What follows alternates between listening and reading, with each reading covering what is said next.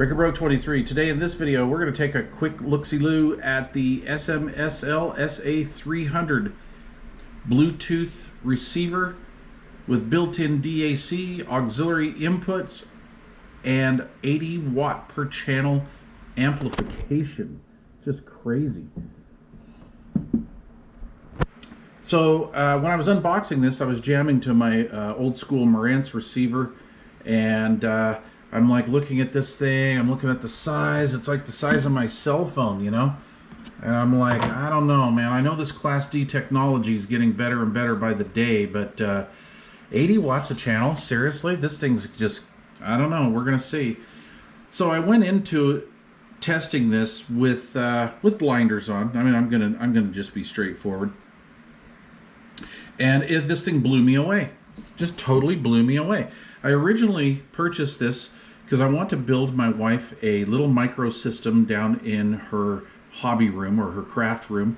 She doesn't have much room, and she wanted to keep everything really simple. She likes to stream from the cell phone, and I wanted to give her something that sounded pretty good. I want to put a little subwoofer underneath her table and a couple bookshelf speakers, some little monitors that are 5 1/4 and 1-inch dome tweeters. So anyway, I'm like, well, you know what? I'm going to test it upstairs here in the living room first, and I'm going to run it on my big speakers. We're gonna start off and just go with this really hard. So I hooked it up to my Klipsch Fortes, and I was pretty impressed. Once you get the bass and treble control set, you can do a lot of stuff with this. So on the front screen here, and it has a neat little screen here, we can use preset settings: SDB, bass, super bass, rock, soft, etc., etc.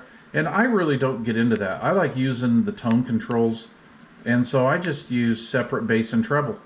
And on my Klipsch's here, I run this between about +2 to +4 dB, because these are big horn-loaded drivers and you don't need much. All right. On bass, oh, I had a few cocktails in me that night, didn't I? It was last left on +7. So anyway, I've been running at about 5 or 6, somewhere in there, and it seems to be pretty good. So I like the separate bass and treble controls over the preset EQ functions. We have on-off, just momentary. You don't have to play the game. I like the screen. You can change colors. I'm running it in purple right now.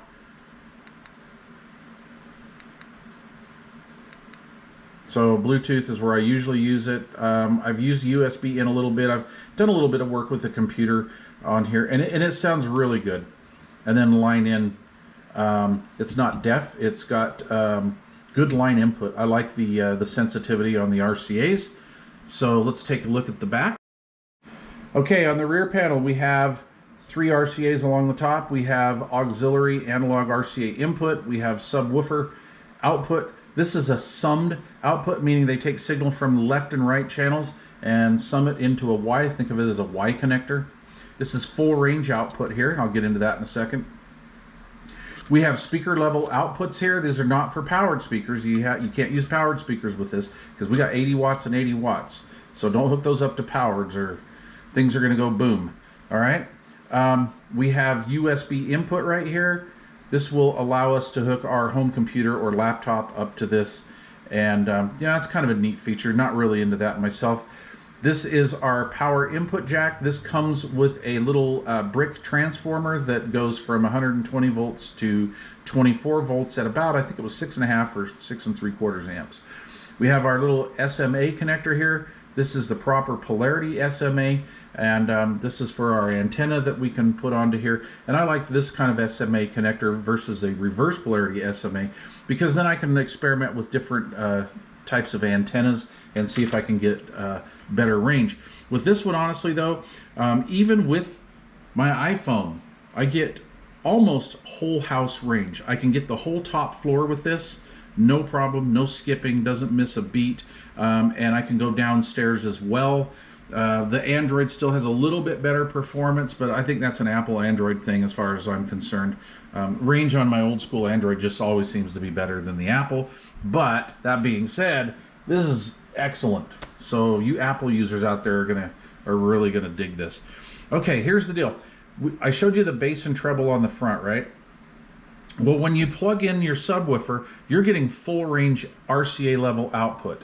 So what you're going to have to do is you're going to have to rely on the subwoofer controls on your powered subwoofer. So crossover, frequency, volume, all that kind of stuff, or gain, is going to play into this. So this is not low pass output, and that I'm okay with that. I know there were some people that were complaining about that, but if you know what, if you don't know how to use your subwoofer properly now or yet, you're going to learn with this one. Okay, this drives my Cerwin Vega 15 like no other. I love the performance that I'm getting from my Cerwin Vega when I'm hooked up to this. This is phenomenal. So yeah, that's pretty good. Okay, now on the front panel we had our separate bass and treble controls. So keep in mind, don't really jack up the bass on this unit, you know, because it's going to play full range through here and you don't want to ruin your monitors. So play around and fiddle around, like maybe keep your bass at around 3 or 4 on this, and then if you need that extra low end, you're going to be getting that from your subwoofer. And that's why I'm saying, if you're not too familiar with your subwoofer, you're going to get familiar with it while you're using this, because that's a very important thing to keep in mind. So anyway, okay, so I had this running. I've had this now for a couple of weeks, and when I first bought this and unboxed it, I ran it for about 8 days solid, never turned it off. I'm like, look at this little cube. There is no venting here. No venting, can't vent, no venting, all right? I'm like, this is not good. I mean, I'm kind of an electronics nerd from the day, and yeah, this isn't right, okay? So I'm like, well, I'm gonna leave it plugged in, and hell, if it's on warranty. If I fry it, I fry it, no big deal. I'll just ship it back. Okay, been on for 8 days solid. There were days in there where we were house cleaning, maybe doing a little bit of partying here and there, and I had this thing cranked up. I mean, I had this turned up to like 46 for hours and hours and hours, and that would drive anybody out of the front room except me. And I'll tell you what, this only got a couple degrees hotter than the ambient room temperature. So like I could feel this, there was just barely any difference. It is extremely efficient. The power amplifier design in this is extremely efficient. I'm like super impressed. I could not get this hot. I got it just slightly warm, but I could not get it hot. That's just crazy. That Class D technology nowadays is unbelievable. There's a lot of old school guys like me that are like, Class D, yeah, no. Well, let me tell you something, guys. Is this going to sound like an old school Marantz or Pioneer? No, it's not. It does, however, sound better than most any modern AV receiver that I've heard to date. This thing sounds absolutely awesome. So we got tons of flexibility and a great sound. I mean, this review's over. Okay, well, psych, this review is not quite over. All right, we've gone all over the basics of this unit, and many other people have, yada, yada, yada, but this is what I think is really cool about this. We've got a micro piece here. It can Bluetooth, it can power your speakers, it can power a sub.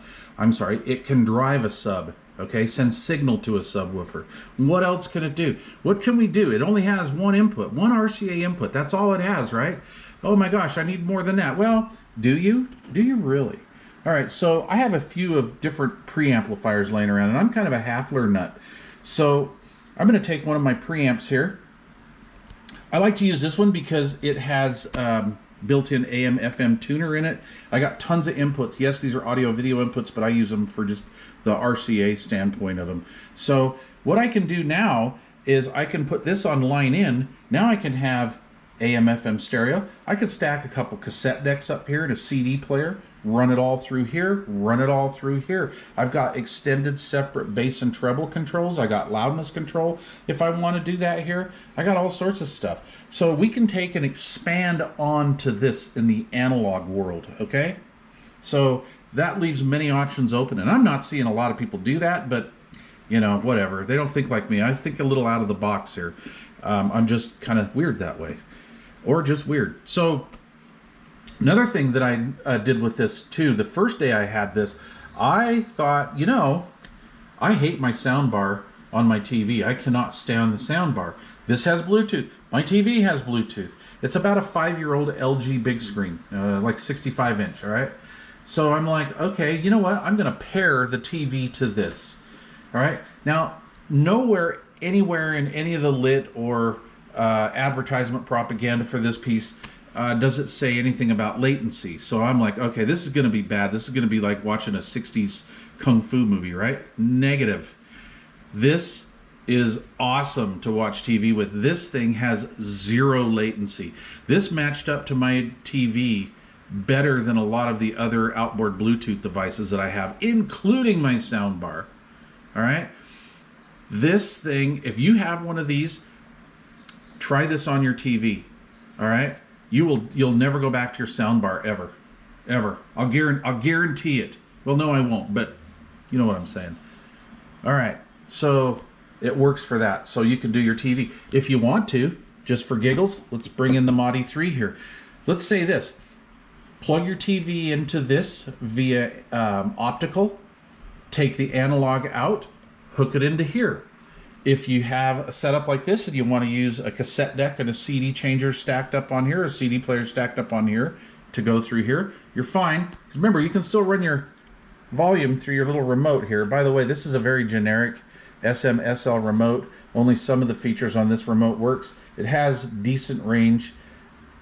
It's a very, very bare bones remote. Okay, back to this.